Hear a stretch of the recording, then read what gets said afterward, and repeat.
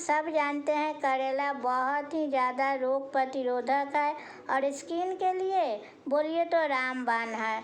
और उल्टी दस्त ये सब के लिए तो है ही। इसलिए मैं आज करेले की बहुत ही चटपटा एक रेसिपी ले आई हूँ।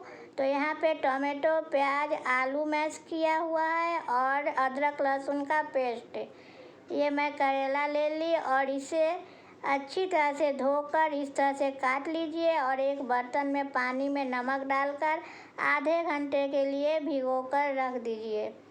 इससे इसका जो कड़वाहट है थोड़ी निकल जाएगी। अब एक बर्तन में पानी गर्म कीजिए और वाइट विनीगर में करेला डालकर 2 मिनट के लिए ढककर गैस पर चढ़ा दीजिए। इससे सॉफ्ट भी हो जाएगा और जो अत्यधिक तीखापन है सो निकल जाएगा इसका, यानी कड़वाहट।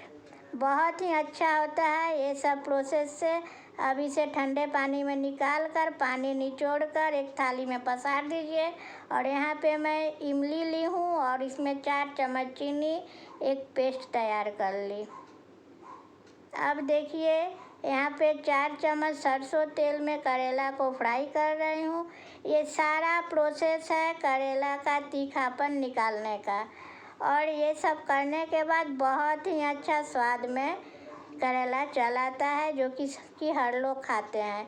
अब 1 चम्मच तेल में मंगरैला और सूखी लाल मिर्च डालकर प्याज को हल्का फ्राई कर लीजिए। इस तरह से खाना बनाइए जो हर कोई प्रेम से खाए और अदरक लहसुन पेस्ट भी डाल दीजिए। अब इसमें टोमेटो डाल दीजिए, हल्दी पाउडर डालिए और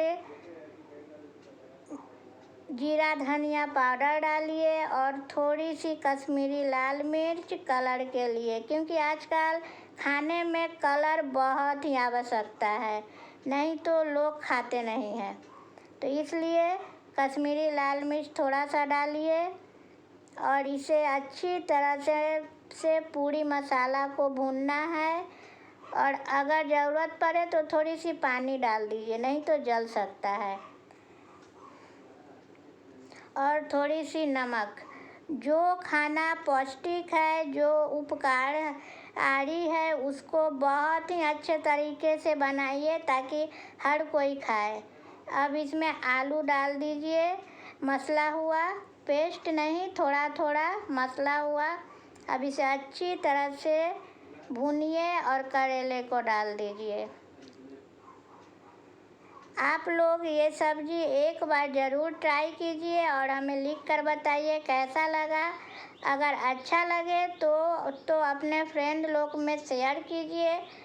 और इति की रेसिपी आप लोग को कैसी लगती है ये आप लोग हमें ज़रूर बताइए, ताकि मैं और अच्छी अच्छी रेसिपी आप लोग के साथ शेयर कर सकूं और हमें भी अच्छा लगे।